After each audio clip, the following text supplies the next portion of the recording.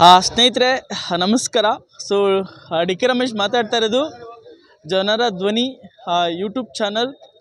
So ನಮ್ಮ ಸುಂಕದಕಟ್ಟೆಯಲ್ಲಿ ತುಂಬ ಅದ್ಧೂರಿಯಾಗಿ ವರ್ಷಾಂತರದಿಂದ ಅಯ್ಯಪ್ಪ ಸ್ವಾಮಿಗೆ ಸೊ ಹೋಗ್ತಾರೆ. ಇಲ್ಲೊಂಥರ ಹಬ್ಬ ಥರ ಮಾಡ್ತಾರೆ ಸರ್. ಇಲ್ಲಿ ಊಟನ ಆರ್ಗನೈಜೇಷನ್ ಮಾಡಿದ್ದಾರೆ ನಾಳೆಗೆ. ಸೊ ಈ ಊಟನ ಮೋರ್ ದೆನ್ 10,000 ಜನಕ್ಕೆ ಇಲ್ಲಿ ಊಟನ ಮಾಡಿಸ್ತಾ ಇದ್ದಾರೆ.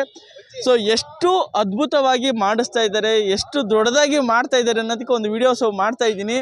ಓಕೆನಾ. ಸೊ ತುಂಬಾ ಖುಷಿ ಆಗುತ್ತೆ. ಓಕೆನಾ.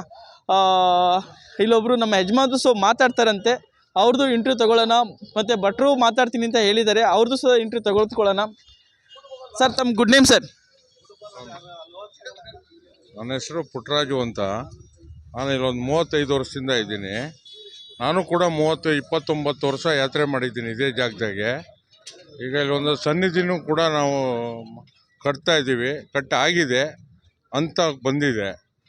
ಇನ್ನೊಂದು 2-3 ತಿಂಗಳಲ್ಲಿ ಅದು ಓಪನ್ ಆಗುತ್ತೆ. ಪ್ರತಿ ವರ್ಷ ಒಂದು 10,000ದಿಂದ ಹಿಡಿದು 15,000 ಜನವರೆಗೆ ಅನ್ನದಾನ ಮಾಡ್ತೀವಿ. ಬಾಳೆ ಎಲೆ ಊಟ, ಪಂಕ್ತಿ ಊಟ ಮಾಡಿಸ್ತೀವಿ. ಆದರೆ ಈಗಲ್ಲ, ಸುಮಾರು ಒಂದು 30 ವರ್ಷದಿಂದ ಮಾಡ್ತಾಯಿದ್ದೀವಿ ಕಂಟಿನ್ಯೂಗೆ. ನಿನ್ನೆ ಅಂಬಾರಿ ಇದಿತ್ತು, ಪಲ್ಲಕ್ಕಿ ಮೆರವಣಿಗೆ, ಊರು ರಾಜಬೀದಿಲೆಲ್ಲ ಮೆರವಣಿಗೆ ಇತ್ತು, ಅದು ಚೆನ್ನಾಗಿ ನಡೀತು. ಇವತ್ತು ನಾಗಕೋಲ ಅಂತೇಳಿ ಕೇರಳ ಮಾದರಿಯಿಂದ ನಾವು ಮಾಡಿಸೋದಿದ್ದು. ಅಲ್ಲಿಂದ ಕರೆಸಿ ಸುಮಾರು 80 ಜನ ವಾದ್ಯದವರು ಬರ್ತಾರೆ. ಅದು ಫಂಕ್ಷನ್ ಇವತ್ತು ಪೂರ್ಣಗೊಂಡಿದೆ. ಪ್ರತಿದಿನ 3 ದಿನ, ಈಗ ಡೈಲಿ 500 ಜನಕ್ಕೆ ಊಟ. ಪ್ರತಿ ದಿವಸ 3 ದಿವಸ ಕಂಟಿನ್ಯೂ 3 ಟೈಮ್ ಊಟ ತಿಂಡಿ ಸೌಲಭ್ಯ.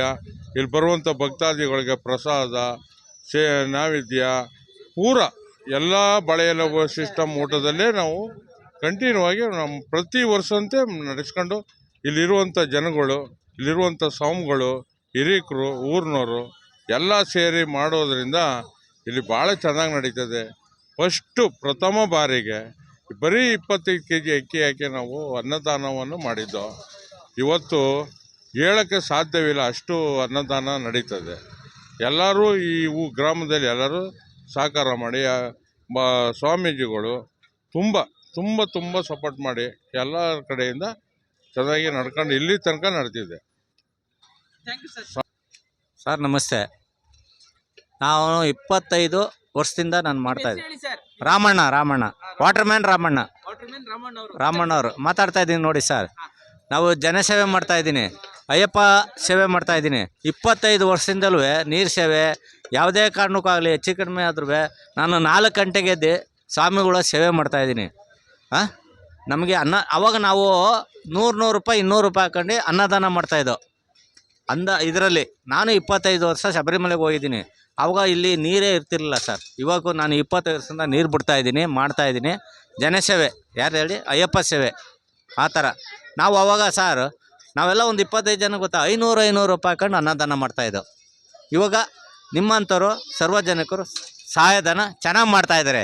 ನಮ್ಮ ಅಪ್ಪನ ಸೇವೆ ಚೆನ್ನಾಗಿದೆ ಹೇಳಿ. ನಮ್ಮ ಅಪ್ಪನ ಸೇವೆ, ಅಯ್ಯಪ್ಪನ ಸೇವೆ ಚೆನ್ನಾಗಿದೆ.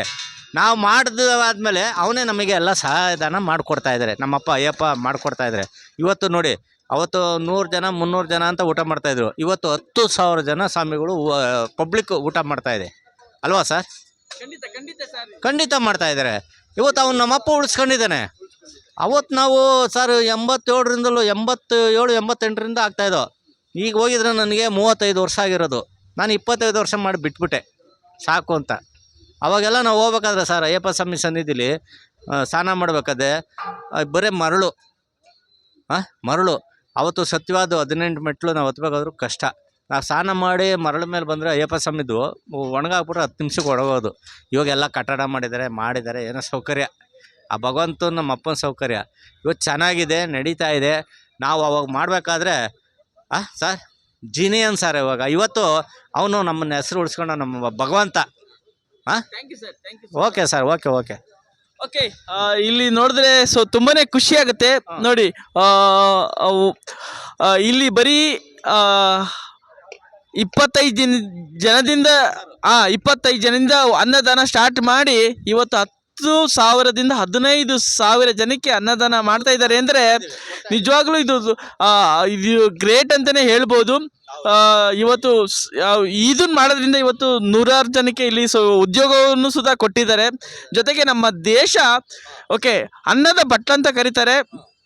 ಇದು ಒಂದು ತುಂಬಾ ಖುಷಿ ಆಗುತ್ತೆ.